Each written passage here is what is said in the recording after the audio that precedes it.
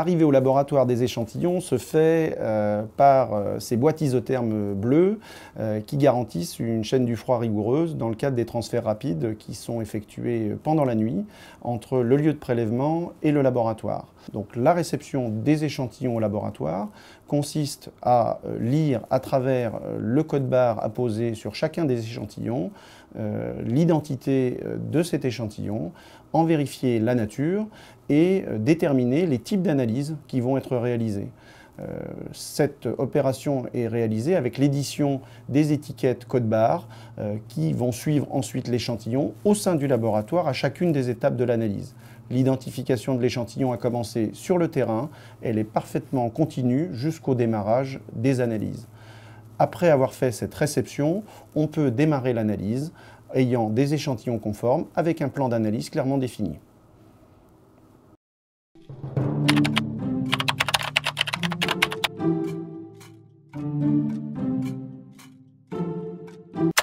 Nos échantillons viennent d'être réceptionnés au laboratoire. Nous avons vérifié la conformité et la qualité du transport. Ils sont prêts pour être mis en analyse. La première étape pour maintenant analyser ces échantillons parfaitement anonymés, c'est la préparation de la solution mère. Nous allons peser une quantité connue d'échantillons, la déposer dans le sac et rajouter un diluant stérile pour effectuer cette dilution primaire. Après l'avoir broyé pendant 1 minute, nous obtenons un ensemble parfaitement homogène qui va nous servir à l'ensemencement des boîtes de pétri dans l'étape ultérieure.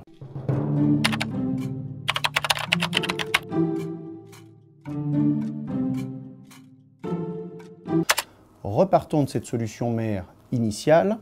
La première étape est la réalisation d'une gamme de dilution, tube par tube, qui servira pour chacun de ces tubes à l'ensemencement des boîtes de pétri.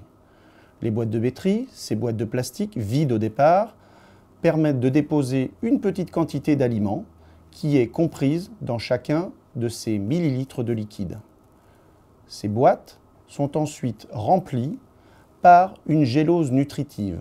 Elle est actuellement liquide, elle va se solidifier et lorsqu'elle est solide, si une bactérie est présente, c'est cette gélose nutritive qui permettra le développement des bactéries et qui révélera la présence des bactéries initialement présentes dans le produit.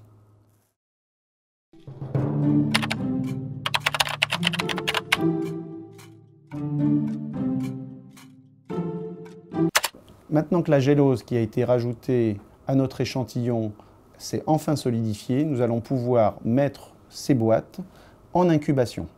Pour ce faire, des séries d'étuves sont disponibles, très nombreuses et qui sont toutes différentes en matière de température, puisque les températures d'étuves, selon les bactéries que nous souhaitons dénombrer, s'échelonnent de 22 degrés à 46 degrés. Nous allons jouer également sur la durée d'incubation, qui s'échelonne de 24 heures à 5 jours, pour réaliser ensuite la lecture et les confirmations. Après une incubation à la température et pendant la durée voulue, l'automate ressort automatiquement les boîtes des étuves. Il est temps de les lire pour détecter l'éventuelle présence de bactéries.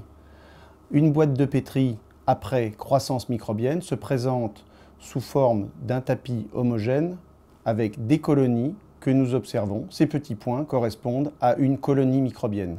Cette colonie microbienne